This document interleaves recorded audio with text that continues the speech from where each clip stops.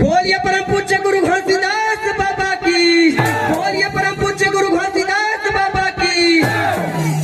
सुना कहानी अगमदास गुरु के, जिन सत्य के करना प्रचार, धरे गोटानी पहिर खड़ाऊ,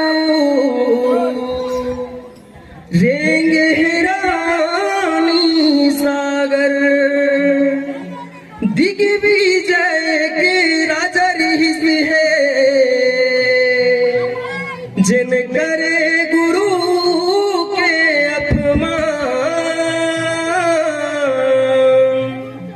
मिले सजाओ राजन देखाओ, होगे गवंश के नाश, होगे गवंश के नाश, होगे गवंश के नाश, होगे वंश के नाश। बोलिए परम पूज्य गुरु घासीदास बाबा की। अगमदास गुरु तोरे सतला दे,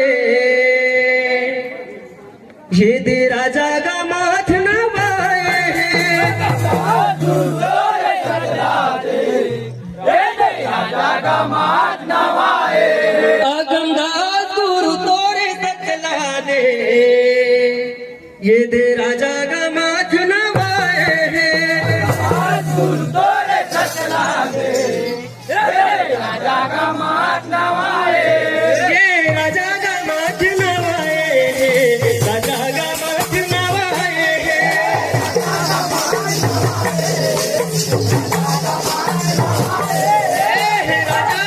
माथ नवाए,